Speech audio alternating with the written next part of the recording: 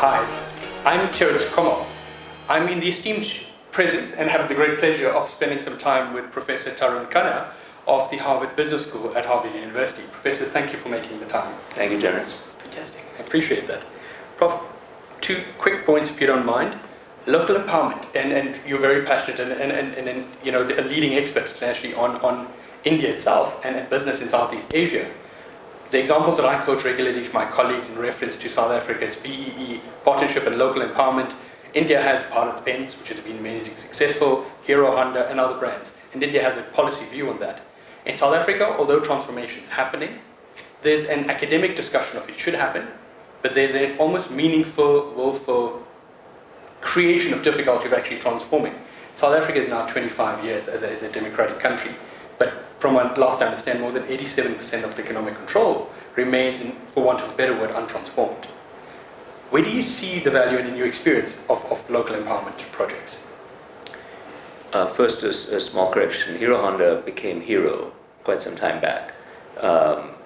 It was a joint venture between Honda of Japan and Enterprise, the Munjal family in India.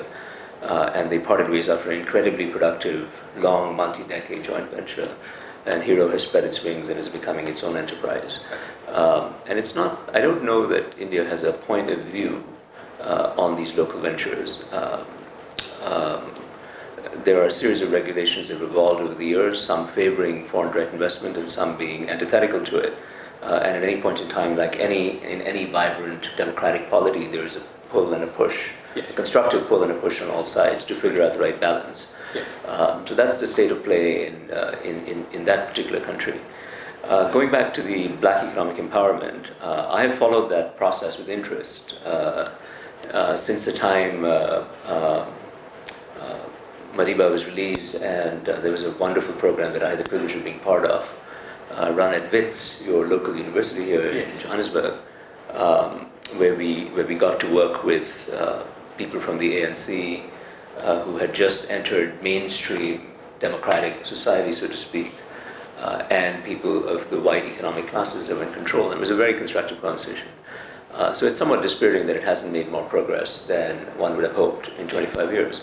But that said, if you look at some of the barriers that low caste people face in India, those have been very, very tricky to surmount. Or you look at the Malay Bumiputras in Malaysia, those have also been very tricky to surmount. In all those three cases, South Africa, India, Malaysia, political power has devolved to the majority group, but economic power has been much slower to devolve.